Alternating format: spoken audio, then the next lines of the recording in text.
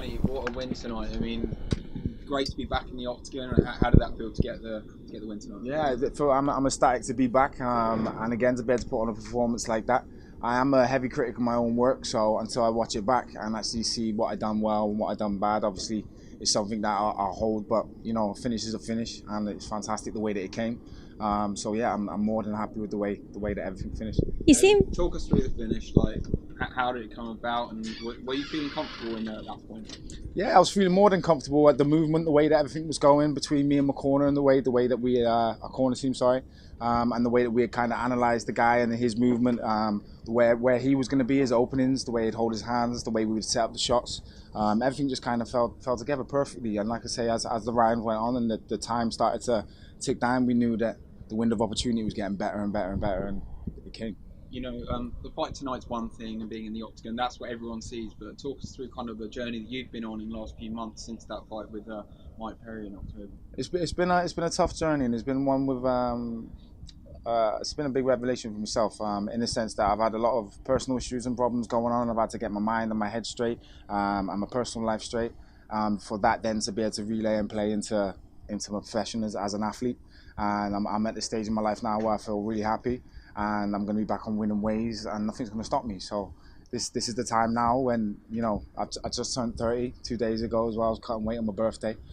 So I just want to move forward from here and just keep active and fit and ready. So I just want the next fight and the fight after that. If you don't mind, can you share what was going on in your personal life? Just personal problems. When I say that, it's like relationship problems, and it's complicated when you've got, you know, kids involved and other things, and there's a lot of things, being away from home, traveling overseas. These are all the things that people don't see. These are all the things that play a massive attributes into your mental state and where you can actually be within, again, your professional life. And people just see all the glitz and the glamour and, you know, the Instagram and, you know, the tweets and stuff. Well, the reality of it is that it's not that easy, and there is a lot of dirty, nasty things that go on, and a lot of hardships that you have to do and see and overcome, and mental battles. And you know, as long as you, it makes us tougher. And obviously, as men within the sport that we are doing, it can make or break you. And you know, it's something that me personally, it's just made me stronger. And now I feel like I'm at the time now when I can really sit back and relish on what's going on and move forward from strength to strength. Well, that was a huge KO in the second round. You seemed to be a bit frustrated in the first round with his takedowns.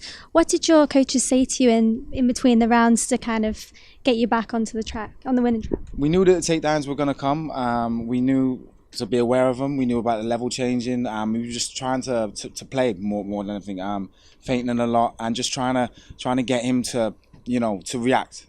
So applying that good pressure. And then when the reaction came, then we would react again, and then the counter striking will come. And it wasn't until, again, like I said, it's been a while since I've been back in the cage, been out due to injury. So it was nice for me to be able to get in, take that time, and yeah, come in the second round. But again, it's just staying active, being fresh. The knockouts will come quicker, because again, it's just the time of sussing them out in the short space of time that we had. He seems a lot lighter on your feet as well in the second round. Yeah, 100%. I feel like in previous fights, the previous fight that I had, there was a lot of emotion right into it. So, you know, I was very, very gun heavy and walking forward, trying to march the man down.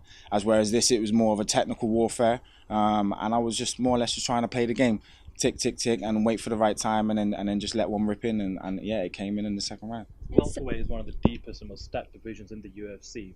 But do you have an opponent in mind that you'd like to fight next? There's a few people out there, and like I said, I don't want my last performance before this one to kind of overshadow who I am and who I am to become in the UFC.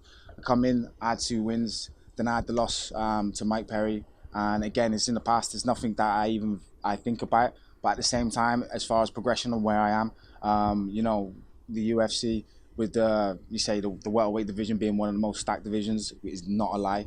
I want to be able to go out there and to be able to prove that I'm still one of the best fighters there are. And I fight with a lot of heart and dedication, smart and fast. There's a lot of attributes that I got where I can entertain, and not even that, just that I can prove that I'm one of the best fighters in the world. So step by step, the likes of Alan Jouban, someone like that, top 20, top 30. I want someone up there to be able to prove who I am.